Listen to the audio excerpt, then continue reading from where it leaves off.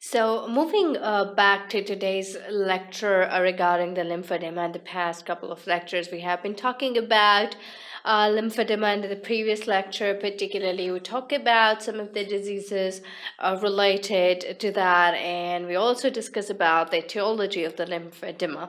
Beside that, we also discuss about the primary lymphedema and the secondary lymphedema, and I told you that in today's lecture, we'll be discussing more precisely about the investigation and how you are going to this dreadful condition, which is the lymphedema. So, talking about today's lecture, first of all, you need to know, like, are the investigations necessary? Usually, in 80 to 90% of the cases, investigations are not actually going to help you to make a diagnosis for the lymphedema. But in the conditions like in which you are very much confused, like differentiation is like difficult, especially when you're talking about cellulitis or erysipelas, or even you're talking about or you're thinking about the superficial thrombophlebitis and the DVT, then obviously you have to rule out some of the conditions. And for that, you need to go for the investigation. Usually, just like the appendicitis is a clinical diagnosis, so is the lymphedema. It's a clinical diagnosis. You diagnose the patient on the basis of the presentation, and you actually assess the working. But sometimes, as I have told you in one of my lectures, that there are four grades when you're talking about the lymphedema. So more precisely, usually we do not need the investigations for a case to diagnose a case of the lymphedema, but to assess the severity and to differentiate some of the conditions from the lymphedema, like lymphoedema and the DVT and superficial thrombophlebitis, we have to move towards the investigations. So just like have a look on the investigations we're gonna order, and because we need to order some of the routine tests and we need to order some of the specific tests. So if we talk about the routine examination, and obviously you have to go for the full blood count, which is obviously important in case of every diagnosis, whatever you're searching for. Then some of the urea electrolytes and the status of the kidney is also somehow very much important. You're going to order for the liver and the thyroid function test, liver function test, and the thyroid function test. You're going to order for the plasma total protein and the albumin levels. You're going to order for the fasting glucose. You're going to order for the C-reactive protein. And you can order for urine dipstick, including observation for chylurea, and you are also going to order the blood smear for microfilaria. So if we talk about why the routine examinations, like the routine blood tests, they're important, especially you're diagnosing a case of a lymphedema. So if we talk about that, one thing which is somehow very much important is a full blood count. So actually, in full blood count, you're gonna get the level of the hemoglobin, the total leukocyte count. So sometimes this lymphedema is also associated with the cellulitis, and in that particularly an acute condition of the lymphedema, particularly like when we're talking about the filariasis, then obviously the total leukocyte count would be enhanced, and we can order for the platelet count as well, and erythrocyte sedimentation rate is somehow also important when you are routinely investigating a case. And then obviously the status of the serum electrolytes is also somehow important when you're managing the acute condition. Sometimes when the infection is so much that it's actually involving the whole of the body, and which is particularly called as bacteremia or sepsis. So when the patient is in sepsis and the infection is, so much, it usually affects the function of the kidneys because of the acute renal failure. So that's why you need to order for these investigation as well. And then obviously the liver function test and the thyroid function test. Why these are important? Because sometimes those malignant diseases in which there's a metastasis, as we discussed about the lymphoma, or even if the cause of the lymphedema is a lymphoma or lymphangioma or lymphangiosarcoma, then obviously there would be some kind of disturbances with the full blood count and liver and the thyroid function test as well. So actually, in case of the lymphoma, the WBC count is raised so much. So we need to order and look upon that as well. Liver and the thyroid function test, obviously we're gonna look for the metastasis, plasma total protein, and the albumin level. This is somehow very, very much important because it's already discussed in one of the previous lectures that actually there in lymphedema there is a total the protein levels are increased in the lymphatic fluid. So whenever these proteins are increased in the lymphatic fluid, their serum level decreases and the albumin level also decreases. The fasting glucose is somehow also very much important. C-reactive protein, actually, there are two types of C-reactive protein. One is a qualitative test, and another is a quantitative test. So when you're measuring the acute infection, you order for the quantitative CRP. Obviously, the qualitative CRP would be increased in every case of acute infection. But usually when you're monitoring the response of the antibiotics, or you're monitoring especially the condition of the patient, and you're dealing with a sepsis, and you want to have a look is if the patient is getting better or not, or the prognosis of the patient is better or not, then obviously you order for the quantitative C-reactive protein, and you keep on monitoring the C-reactive protein levels, and you just compare with each other, like yesterday how much was the level, today how much is the level. So actually you compare those levels, and you actually measure the response or analyze the response.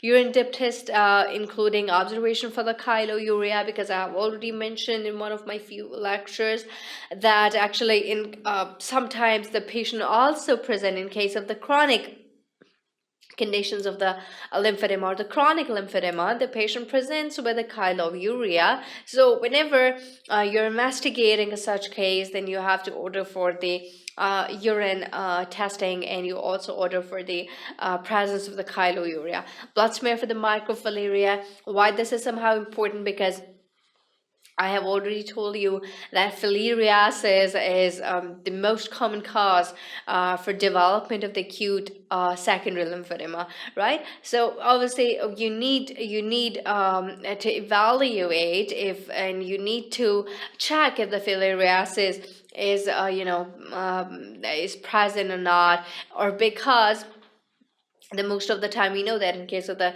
filariasis, Wisteria bancrofti is the organism responsible for that. So actually these microfilaria, they are found in the blood somewhere, so we actually order for the blood culture and the sensitivity as well. So these are actually the routine tests which you need to order, and they're giving a kind of the impression, or they're just helping you the making or confirming the diagnosis.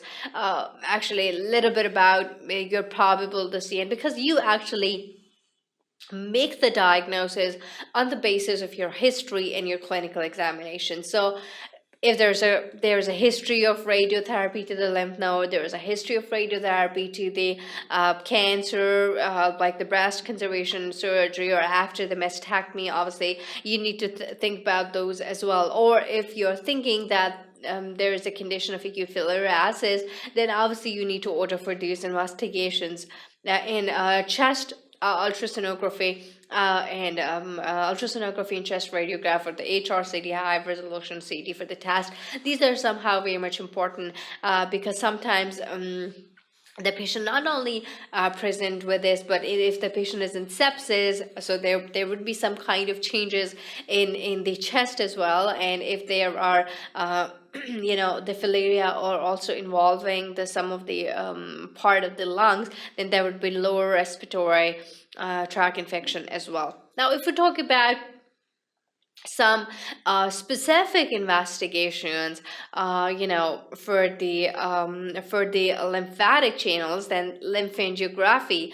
Though this is not the investigation which is now performed, but initially in the previous days it was considered to be the gold standard investigation, because it's actually like you're visualizing the whole of the tract, or the whole of the lymphatic channel. So if you could appreciate in this diagram, and you're starting from here, and actually this is the flow of the lymph, and it's normal. These are the chains of the lymph nodes, which are usually normally inguinal lymph node, and you're moving upward, and they're ultimately they drain to the thoracic duct and the subclavian on the left side, and on the right side, right thoracic duct. So you can appreciate that this is a normal lymphangiogram. But actually, when you try to compare this normal a lymphangiogram with this, you can appreciate that there's a kind of congenital hyperplasia. If you can differentiate between the normal division, or the normal flow of the lymphatic channels, and you compare it with this side, there's a congenital hyperplasia. So there's a lot of the channels, and there's a dilatation of the channels, and the proper the sequence is usually disorganized in case of the congenital hyperplasia. Now, if you could compare this with another lymphangiogram, which is actually showing about the distal obliteration. So if you could appreciate here that this is actually the point, this is the proximal part, and this is usually the umbilical part, and this is the midinguinal point. And just to that, they're the distal part. So you can appreciate, actually, if you could compare this side with this side. So actually, this seems to be normal on if you compare this one with the distal obliteration. But if you compare this side, the distal part, with this lymphangiogram, you can appreciate the obliteration. Now, I'm going to tell you about the proximal obliteration of the distal hyperplasia. So whenever we know that if there is a distal part which is affected, so there would be proximal hyperplasia. So if there's a proximal obliteration, then there would be a distal hyperplasia. So if you could appreciate in this diagram that this was the distal obliteration, and this is the proximal obliteration. You can see the obliterated lymphatic channels in the proximal part. But if you could appreciate here on the right and the left side in the distal vasculature, then you can see that there are a lot of the dilated lymphatic channels, and these lymphatic channels actually they are because there's a distal hyperplasia. Now, if you compare this with the proximal obliteration with the distal obliteration, then you can experience here in the center that the proximal part is also obliterated, and the distal part is also obliterated. Now, if you could compare this proximal and the distal obliteration with the normal one, then you can appreciate. So, lymphangiography was actually considered to be a gold standard investigation, and you now there is a substitute for the lymphangiography, which is usually performed nowadays, but in the peripheries, in the remote centers, and in the underdeveloped countries, lymphangiography is usually still performed.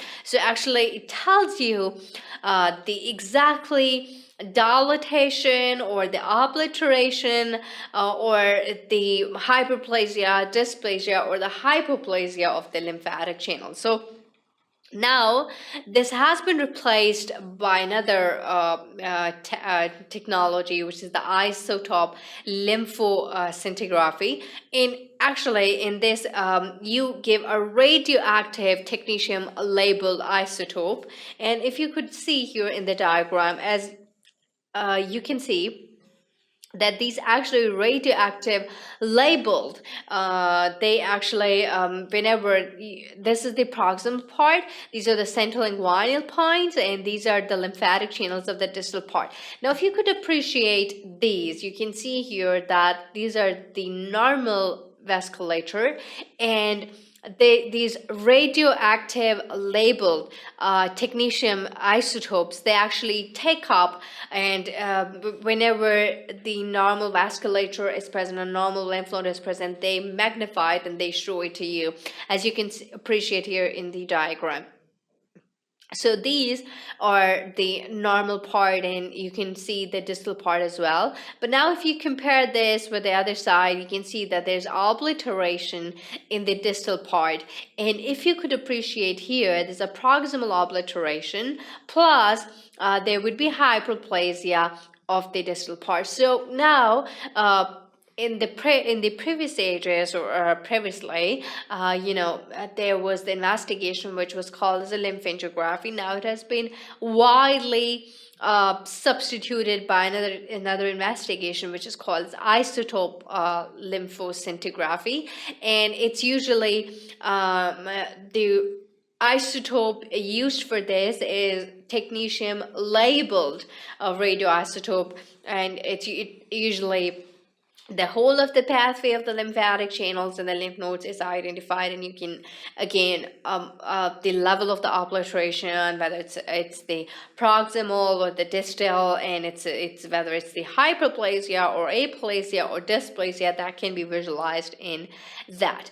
Now in advanced cases, sometimes you have to order for the computer tomography. And this actually computer tomography is going to give you the kind of the telling you about the dilated lymphatic channels, or you're giving a kind of the information about the obliteration, because CT is also going to differentiate the malignancy from the non-malignant cells, right? So sometimes lymphedema is non-malignant or it is a malignant. So on the basis of the CT, you can differentiate, and the behavior of the lymphatic channels, and if the metastasis is there. So you can identify this on the basis of the CT. Magnetic resonance imaging can also be performed, as you could appreciate here, that that these are dilated vascular channels, and these are the hyperplastic, and you can see the obliteration as well. So magnetic resonance imaging is also one of the investigations you can order.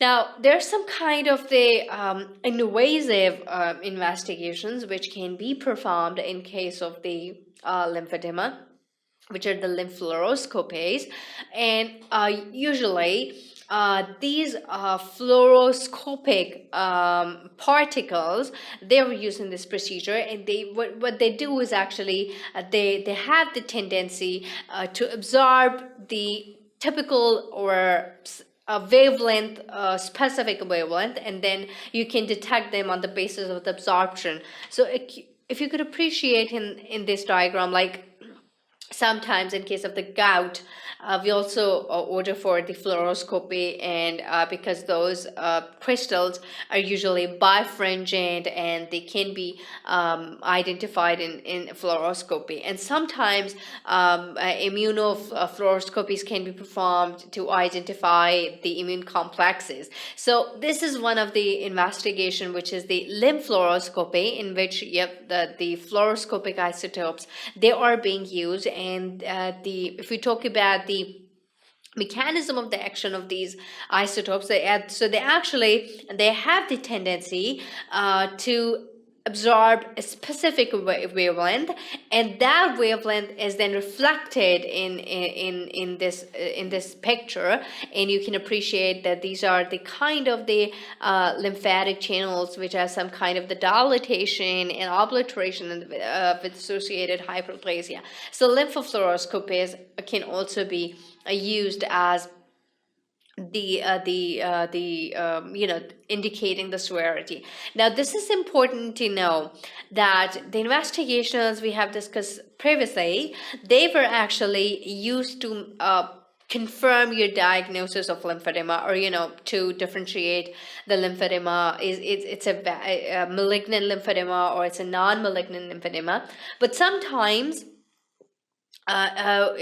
these fluoroscopies, they are used to assess the severity, because when you assess the severity of the lymphedema, how much of the obliteration is being present, or the proximal or the distal status is being known by the help of the fluoroscopies, then actually you plan your management. So if you're talking about the confirmation of the diagnosis, then obviously you need to go for the routine examinations, and then specifically you need to go for the lymphangiography, which is nowadays not in a very common use, but you can order for the isotope lymphoscintigraphy, and you can order for the CT, or if you are confused between a malignant and a non-malignant lymphedema, and then you can order for the magnetic resonance imaging, and at the end, if you want to assess the severity of the disease or the severity of the lymphedema, and you want to assess your management, then you order for the lymphofluoroscopies. Now, the pathological examination is very much important, and how we actually you do the pathological examination when you're suspicious and you are thinking about a malignancy, then we know that the fine needle aspiration cytology or biopsy, lymph node biopsy, is somehow very much important, and you can actually differentiate between a malignant and a non-malignant cell. So this is actually the diagram of the lymphatic channels, and you can appreciate the hyperplasia and the hyperchromatic nuclei. So when you are actually ordering for the biopsy or the cytology, then obviously the size and the shape and the behavior of the cells would be quite evident when with the help of the histopathology, and you can see the mitotic figures, and you can see the hyperchromatic nuclei, and you can also see if there's a dilatation of the channels, and you can actually find out if there are kind of the malignant cells in the histopathology. So because this is somehow very, very much important, because to differentiate if it's a secondary lymphedema or it's a primary lymphedema, and you can differentiate on the basis of the isotope lymphoscintigraphy. But sometimes you need to differentiate the lymphangiosarcoma from the lymphedema. Then at that particular point you need the FNAC, which is the fine needle aspiration cytology, or you order for the lymph node biopsy, and you obviously, and then the typical, atypical, and the typical cells, they are being noted, and the behavior of the nuclei, high cytoplasmic to nuclear ratio, and then hyperchromatic nuclei, then increased mitotic divisions. These all would be in the irregular behavior. These all would be the hallmarks of the malignancy. So that can you can be able to know when you order for the fine needle aspiration cytology, or you order for the biopsy. So another investigation that can be used in case of the lymphedema is the lymph volume measurement. Although you actually, this is somehow important to know, and you compare and you check the response of your treatment wherever you're giving to your patient. So actually, you measure the volume of the fluid in the upper limb, and you measure the volume of the fluid in the lower limb, or you actually measure the upper limb and the lower limb volume in the compartment, and then actually you compare these with the contralateral limb, so you can identify it and you can check the response. You can use either way. You are actually measuring the limb volume at the presentation, and then you started the treatment of the patient, and after a week or 2 weeks you're again measuring the volume of the fluid in the limb, in that particular limb, and you compare it with the previous results, and then you're sure, like you actually check for the response. If your treatment is being responsive or not. And then, or the other way around, you are actually clinically, it's kind of difficult for you to assess if there's a lymphedema present or not. And then what you do is you measure the limb volume on one limb, and then you measure the limb volume on the other limb, and then you compare both of them, and the control limb is, compared with the other limb, and you actually become sure if there was a lymphedema present or not. Somehow it's not routinely performed. It's not going to help, going to be very helpful in case of the diagnosis or the severity, but you can actually judge the response of the treatment, whatever you're giving to your patient. Now, so far, we discussed about the investigation. So what you need to remember is you're going to order, mostly, you don't need to order the investigation in a case of a full lymphedema for a diagnosis, right? It's a clinical diagnosis, and you make this diagnosis on the basis of the history, and you make this diagnosis on the basis of the examination. But now, to identify the cause of the lymphedema, you need some routine examination, and you need some specific investigation. So if we talk about routine examination, again, you start from the full blood count, you order for the serum electrolytes, the thyroid profile, LFTs, RFTs, total protein, serum albumin levels, and obviously, if you talk about the blood culture, then you have to look for the blood smear for microfilariasis. Now, sometimes, other than that, you need some specific investigations, like we talk about the lymphangiography, isotope lymphoscintigraphy, and sometimes CT is also very, very much important when you are trying to differentiate the malignant lymphedema from a non-malignant one. And then to differentiate the primary and the secondary lymphedema, obviously you need the lymphangiography, in which you would appreciate the level of the obliteration, the hypoplasia, the aplasia, and then you can check for the response as well. Now, talking about the response, you can go for the limb volume measurements, and for the severity and judging about the management for that particular patient, you need to order for the other investigations, which are particularly assessing the severity, like the fluoroscopies and the fluorescent particles or the isotopes are being used for this purpose. Now, when you are sure that the patient has got lymphedema now, and you are sure whether it's a malignant one or non-malignant one, so the treatment again, or the management, is divided on a general management and a specific management. Most of the time, if the diagnosis is being made earlier, then 80% of the cases of the lymphedema, they can be treated effectively.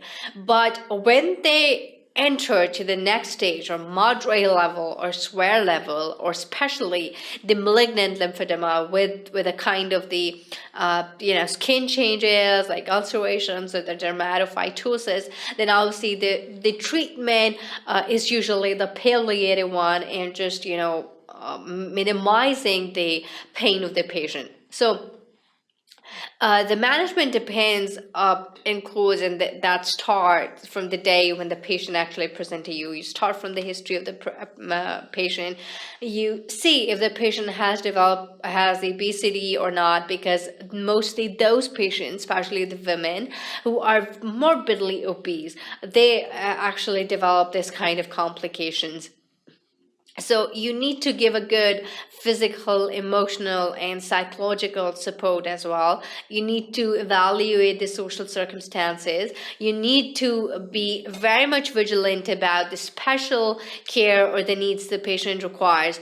And you need to see if there was any kind of the previous treatment that was being given to the patient, and you have to give a good pain control.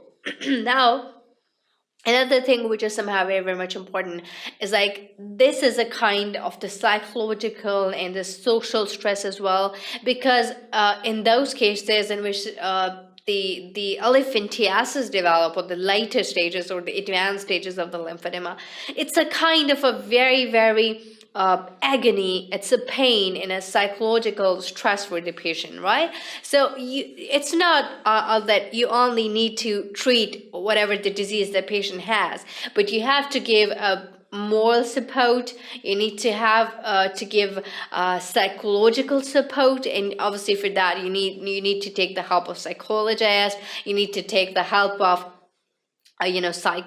psychiatrist, and you need to take the help of dermatologist as well. You need to take the help of the plastic surgeon. You need to take the help of the rehabilitation department, the physical therapist, and you need to help a good supportive management should be offered to these patients. A better counseling is very, very much important in that. And then you have to see look upon the compliance of the patient, which is somehow very, very much important. Now, starting about the first and the foremost thing in a case of the lymphedema. Now, you need to appreciate if the patient is having a malignant pain or non-malignant pain, because usually the malignant pains they respond only to the opioids, and the non-malignant pains they can be controlled with the opioid and the non-opioid analgesic. So the first thing you need to first of all, you need to reassure these patients, you need to counsel these patients, you need to be very, very empathetic to these patients, because they need a good psychosocial support, because they have got a very, very severe fear of facing the people with this condition. They are living with one of their limb being deformed, and a lot of foul smelling discharge, and it's hard for these people to live. So you need to empathize to these patients. You need to give a good pain control, especially those in the advanced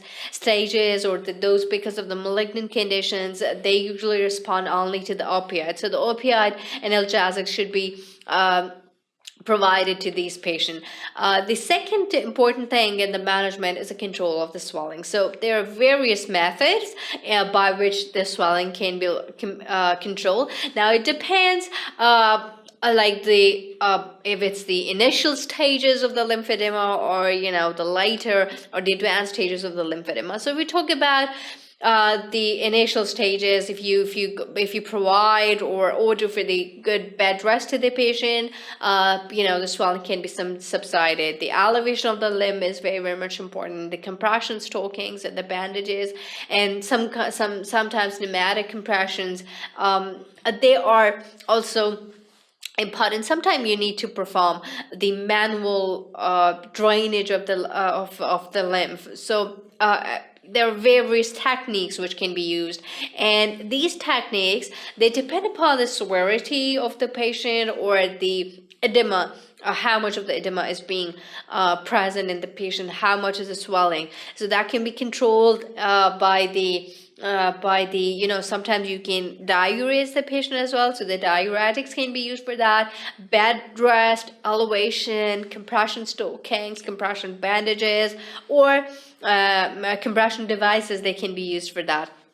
Skincare of the patient is very, very much important, right? Because sometimes the patient develops the dermatophytosis and ulceration, dermatitis, and eczema. And especially, you need to tell them that you need to be very vigilant, and you need to be more careful about your skin, and this sun exposure especially, and covering, proper covering of the limb is very much important. And then obviously you do not have to walk the barefoot. You need to counsel the patient that you do not have to walk barefoot at all. And then you need to if the patient's skin is not dry, and it's a little bit of the moist, and then only the some kind of the emollients, they are helpful in that. But those patients who have a scaly, dry, itchy skin, then some kind of the soft paraffin combined with the other ointments as well, they should be used. Good, the patient should be counseled that the use of the artificial soaps and whatever the synthetic soaps, they should be avoided. You need to counsel the patient about all these things. You need to counsel that you have to wash your skin again and again, and instead of using a towel, the use of a dryer is more suitable, and you just need to give a low heat to your lamp so that it could be dried, but the use of the towel should not be reinforced in the patient. That should be avoided as much as possible. Exercise is very, very, very much important. Either you train them for physical exercise, or you refer them to some of the rehab centers or the physical therapist, and obviously they train them for the exercises, and you need to counsel them for these. Then some pharmacological therapies can be offered to these patients, especially if you talk about the if there's a generalized swelling, and the swelling is so much, and there's a lot of the fluid and the proteins that are accumulated in that particular dilated lymphatic channel, then also you need to give them some diuretics, and especially if you put them on a potassium sparing diuretics, they can actually somehow help the patient lessen their miseries, and plus, other than that, the exercise, the skincare, control of the swelling, and relief of the pain. Some of the opioids and the non-opioids analgesics, or the NSAIDs, they can be used in such patients for that. And obviously, the skincare, sometimes the patient is also put on a corticosteroid therapy because they have got a good immune response, and they help you combat a lot of the inflammatory conditions as well. And if especially the patient has already developed cellulitis, then you need to give them a good broad spectrum antibiotic cover, and especially for the treatment of the Buschera bancrofti, you need to give some good antibiotic and antimicrobial therapy to these patients as well. Usually, surgery is not required in so many of the patients, and sometimes when there's a lot of misery and a lot of the fluid, then you have to go for the manual drainage of the lymphatic fluid. Otherwise, if you control the pain, you control the swelling with the exercise or physical therapy, or the salt and the protein restriction and everything, then obviously these things can help a patient to a better stage. So there are like so many methods of the manual lymphatic drainage, but usually it can be ultrasound guided, or it can be lymphangiography guided. And what you do is you mark that site, and you try to use a large bone needle for that, and that's how you do the manual lymphatic drainage. Other than that, you can use the multi-layer lymphedema bandages and the compression garments. So, for that, these compression garments, they are specialized. The upper limb compression garments are specialized, and the lower limb pressure garments are specialized. Why? Because they have to work on some special pressure, like the upper limbs are working at a pressure of 30 to 40, and for the lower limb the pressure garments are working at a pressure of 40 to 60. So that's how it's sometimes very, very much important. And for that, you need to calculate the pressure, ankle brachial pressure index as well, and you need to go for the peripheral arterial assessment as well. So what you do is actually, if there's a lower limb edema and you need to put the patient in a compression stocking, then you order for the ankle pressure brachial index. So that can be severe arterial disease, moderate arterial disease, or mild disease. So if the ankle pressure brachial index is greater than 0.8, then obviously the patient has a kind of a mild disease. Moderate arterial disease, that means that the pressure is ranging between zero point 0.5 to zero point 0.8, and severe arterial disease is usually greater than zero point 0.5. So in which there is ankle pressure brachial index which is greater than zero point 0.8, then that means that there is a severe complex lymphedema, there's a stage 3, and shape would be distorted, and obviously the pressure changes, and there would be ulceration, and there would be dermatophytosis as well, and you need to give a medium or a high pressure garment usually to these patients. Now, either it can be severe lymphedema, it can be a severe complex lymphedema. Now you need to differentiate. If you could appreciate in this diagram or flow sheet, the ankle brachial pressure index is greater than 0.8. So it can be either because of two reasons. There's a severe complex lymphedema or there's a severe lymphedema. So in case of the severe lymphedema in a stage 3, there's a shape distortion, and there's a pressure resistant as well. If you're giving a medium or a high pressure garment, then swelling is not usually subsided with that. So in case of the severe lymphedema, in which there's a stage 3 and there's a shape distortion as well, but they're the active patients and they have a risk of pitting edema, and sometimes they have skin changes as well, like there can be active ulcer present in that, there can be forefoot edema, or there can be retromalleolar swelling, or there can be a moderate severe lymphedema that usually is between the stage 2 and 3, and there is some kind of the distortion, venous ulceration or the skin ulceration may or may not be present, and this condition can be because of the lymphoedema or because of the elderly or the arthritic patient usually, or those patients who have some kind of the autoimmune disease.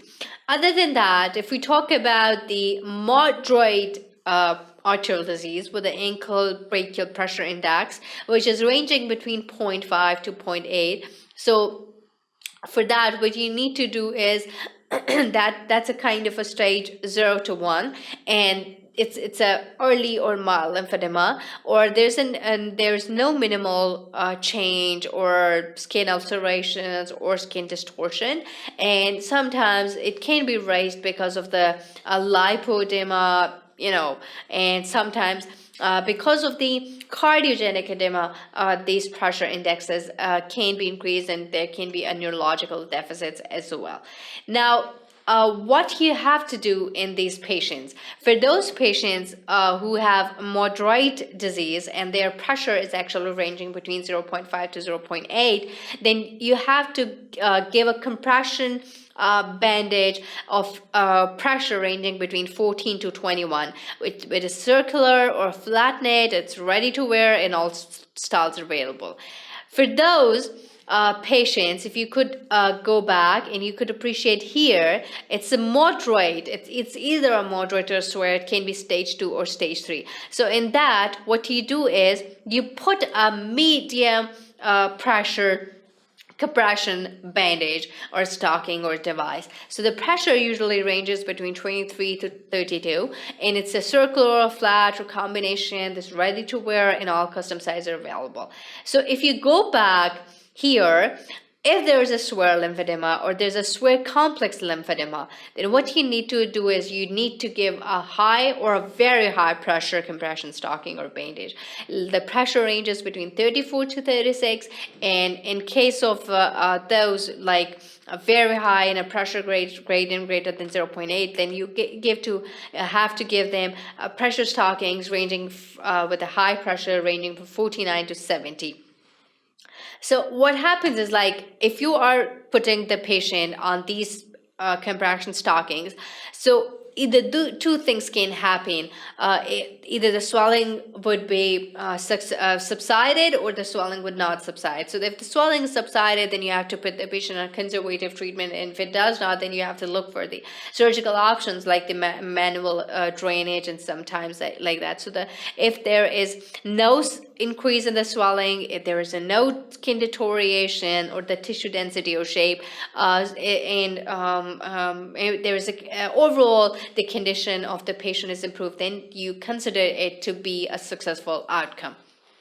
So regarding the surgical options you have available, you can put the patient in a bypass procedure. Like if you're thinking that this was the point, and actually there was some kind of obliteration. This is a normal lymphatic channel, but distal to that point there's obliteration. What you do is you create a bypass channel. So actually you deroot that. So actually this was the lymphatic channel, and that was draining to this, but at this level there's a kind of the obliteration. So you create a bypass channel, and the bypass channel is actually like you anastomosing the normal lymphatic channel with a normal lymphatic channel. So either the bypass can be created between a lymphatic channel and a lymphatic channel, or a lymphatic channel with a vein, depending upon the condition of the lymphatic channels.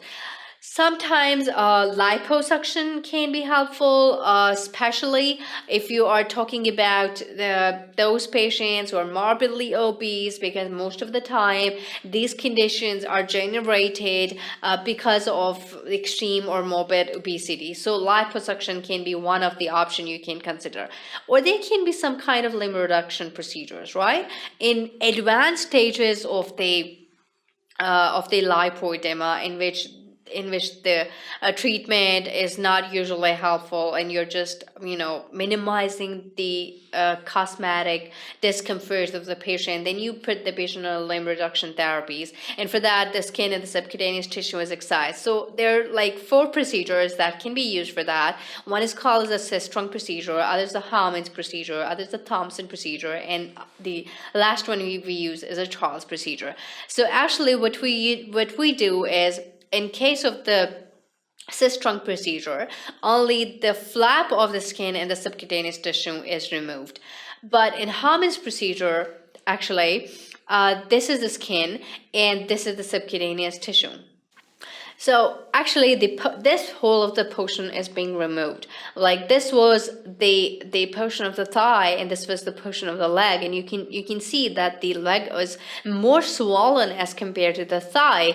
And what you do is you remove the skin and the subcutaneous tissue, and rest of the skin flap is being covered. The most of the skin, the subcutaneous tissue, is being excised, and the remaining flaps they actually cover each other. So in Thompson procedure, it's a kind of a little bit different from Hammonds procedure. Actually, if you could appreciate, this is the part of the skin, and this is the subcutaneous tissue, and that is the deep fascia, and then to the center, the bone. So actually you remove the whole of the thickness, you remove the deep fascia as well. So in Hammonds procedure, you were only removing the skin and the subcutaneous flap. But in Thompson procedure, you remove the skin and the subcutaneous tissue, and you remove the deep fascia as well, as you can see. And the rest of the bone, or the rest of the deep fascia, the remaining of the deep fascia and the bone, that is actually a flap, or the suturing is created with a skin flap. And there's another procedure which is called as the Charles procedure, and through and through the whole of the length of the whole of the length up to the muscular layer is being removed in case of the limb reduction procedure. So these procedures can be used particularly for that. So today we have discussed about the investigations, and we have discussed about the management. The management of the lymphedema is more over conservative as compared to the surgical, and the skin care and the pain control and swelling control is somehow very, very much important. Thank you for watching sqadia.com.